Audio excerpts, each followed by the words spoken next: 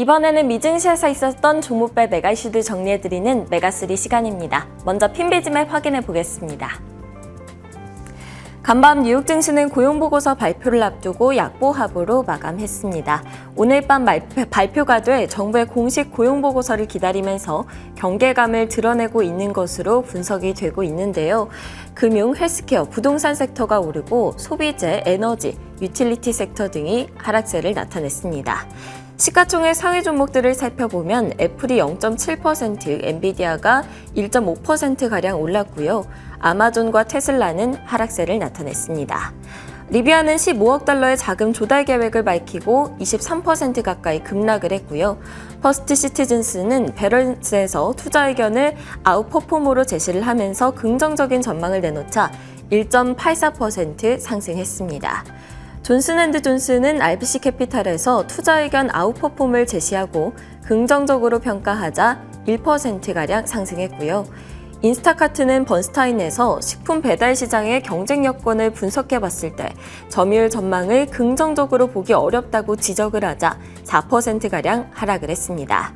맥주 회사인 컨스텔레이션 브랜즈는 분기 실적이 예상치를 상회했지만 3%가량 하락세를 나타냈고요.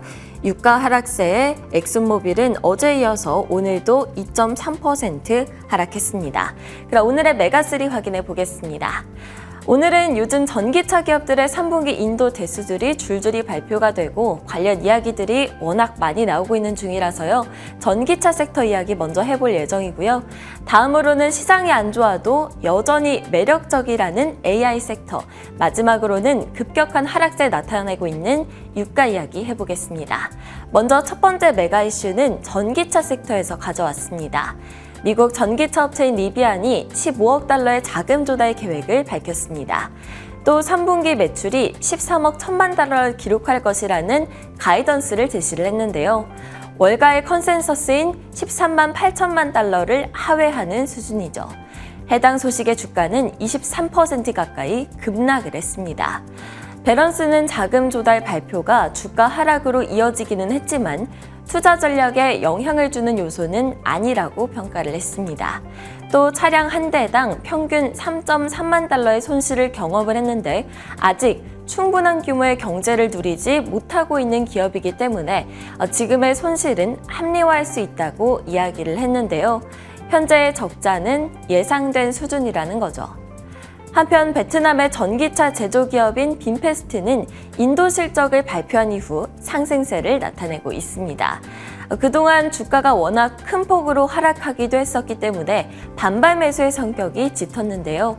3분기 인도 대수는 약 10,000대 정도로 2분기에 약 9,500대에 비해서는 증가한 수준입니다. 빈페스트는 지난 8월 말 전기차 IPO 광풍의 영향으로 장중 한때 93달러를 찍는 등 급등을 했었는데요. 기업 공개 당시 시가총액이 2,100억 달러로 평가가 되면서 해당 분야 내에서 테슬라와 도요타에 이어 전 세계적으로 가치가 세 번째 이르는 규모였었습니다. 그렇지만 지금은 거의 90% 정도 하락한 수준에서 거래가 되고 있고 시총은 200억 달러에 달하는 상황인데요. 더 광범위한 지역에 전기차를 인도하고 있는 풀스타의 시가총액이 60억 달러 수준인 것에 비교를 하면 여전히 3배 이상입니다. 루시드는 기존의 에어세단보다 저렴한 신규 모델을 공개를 했습니다. 그럼에도 불구하고 주가는 7.2% 급락세를 나타냈습니다. 수요 둔화 그리고 가격 인하 정책으로 투자자들이 인식을 했다는 분석이 나옵니다. 다음 메가 이슈는 인공지능 AI 섹터 내용으로 가져왔습니다.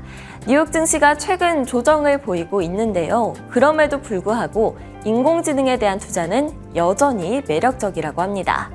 에버코어 ISI는 엔비디아를 자사 최선호 종목으로 지정을 하고요. 목표 주가는 600달러로 유지했습니다. 지금 440달러대 부근에서 움직이고 있으니 주가가 36%가량은 더 오를 수 있다는 건데요.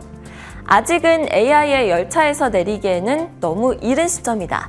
엔비디아는 우리가 가장 선호하는 종목이다 라면서 엔비디아의 실적이 우수할 것이라고 평가했습니다. 현재 주가에 대해서는 실적 발표를 앞두고 적절한 수준이라고도 말을 했는데요. 월가의 다른 주요 투자 기관들을 살펴봐도 엔비디아에 대한 매도 의견을 보유한 곳은 단 한 곳도 없었습니다. 중립 의견을 보유한 두 곳을 제외하고는 51개 기관은 강력 매수 혹은 매수 의견을 제시를 했죠. 목표가 평균값은 약 630달러로 현재보다 42%나 높은데요. 아무리 시장이 안 좋아도 인공지능에 대한 성장에 대해서는 다들 낙관적이라는 것을 확인할 수가 있습니다.